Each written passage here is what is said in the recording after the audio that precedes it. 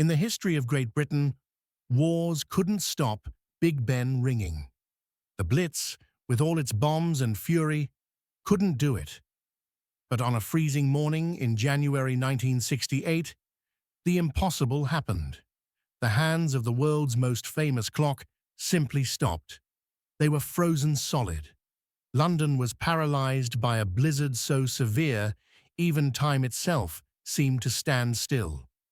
But while the newspapers focused on a frozen clock in the capital, a silent, far more deadly monster was approaching the north. This was the winter when Britain faced two enemies, the ice that silenced London and the wind that tore Scotland apart. While one city shivered, the other was about to be destroyed. It started with the cold. The winter of 1968 wasn't just chilly, it was brutal. A biting easterly wind had swept in from Siberia, turning the entire country into an icebox. In the south of England, the temperature dropped to -10, -15 degrees. The infrastructure of the 1960s simply collapsed. The diesel in the engines of the iconic Red London buses turned to wax. Tens of thousands of commuters were stranded. The AA and the RAC were overwhelmed, the phone lines jammed for days, and inside the homes, central heating was still a luxury for the rich. Most of us relied on the coal fire in the living room. But what about the hallway? What about the bedrooms? That is where the dreaded paraffin heater came in. Can you still smell that paraffin smell?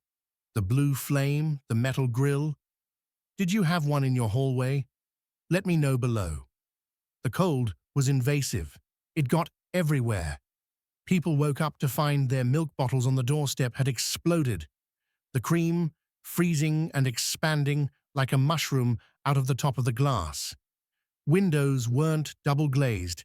They were single panes of glass that froze on the inside. It was a novelty for the children who slid on the frozen ponds. But for the elderly, it was a death sentence. It was a headline. The daytime stood still. Londoners huddled around their fires, complaining about the disruption, thinking this was the worst of it. But they were wrong. While London shivered, the people of Scotland were about to face a meteorological phenomenon that happens once in a century. The barometer was falling, and it wasn't stopping. On the night of Sunday, January 14th, a low-pressure system moved in from the Atlantic. Meteorologists at the time called it low Q. Today, with our satellites and supercomputers, we would have seen it coming days in advance. We would have named it. We would have evacuated the coast. But in 1968, the weathermen were working with paper charts. They knew it was going to be windy. They issued a standard gale warning. But they didn't see the monster hiding in the dark. They didn't realize that the pressure was dropping so fast, 20 millibars in just a few hours, that it was creating a vacuum. This vacuum sucked the air across the Atlantic at terrifying speeds, aiming it like a loaded gun directly at the city of Glasgow. To understand the disaster that followed, you have to understand the architecture of Glasgow. This was a Victorian city, built of solid red and blonde sandstone. The people lived in tenements, 4-story buildings with high ceilings and heavy slate roofs. These buildings were fortresses. They had stood for nearly 100 years. They had survived the Luftwaffe. They had survived the Depression. No one believed the wind could touch them. Did you grow up in a tenement? Do you remember the Wally Close, the tiled entrance, and the coal bunker in the corner? Tell us your memories. It hit Glasgow at 3 a.m. on a Monday morning. The city was asleep. The winds hit 103 miles per hour in the city center. Gusts were recorded even higher on the coast, some say up to 140 miles per hour. This wasn't just a gale, it was a hurricane in all but name. Survivors described the noise first. It didn't sound like wind. It sounded like a jet engine screaming directly above their rooftops. It was a constant, deafening roar that shook the heavy stone foundations. People woke up in terror, the windows rattling so hard they thought they would shatter. Then came the crashing, and the specific design of the tenement, once its strength, became its fatal flaw. The tenements were topped with massive sandstone chimney heads. These were heavy blocks of stone, designed to vent the coal fires of 8 or 10 families. They weighed tons. Under the force of the hurricane, these chimney stacks didn't just blow over, they snapped. And here is the horror. They didn't fall outwards into the street. They fell inwards. They crashed through the slate roofs like meteorites. They smashed through the attic floors. They plowed through the bedroom ceilings below, taking the beds, the floors, and the furniture with them, down to the basement. Families who were sleeping peacefully one minute were buried under tons of rubble, soot, and timber the next. The screaming of the wind was replaced by the screaming of the injured. When dawn broke on Monday morning, the wind had finally died down. But as the sun rose, it revealed a scene that shocked the survivors.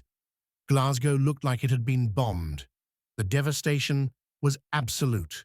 Over 70,000 homes were damaged. That is nearly half the houses in the entire city. Streets were covered in a carpet of slate and broken glass. Cars were flattened under masonry.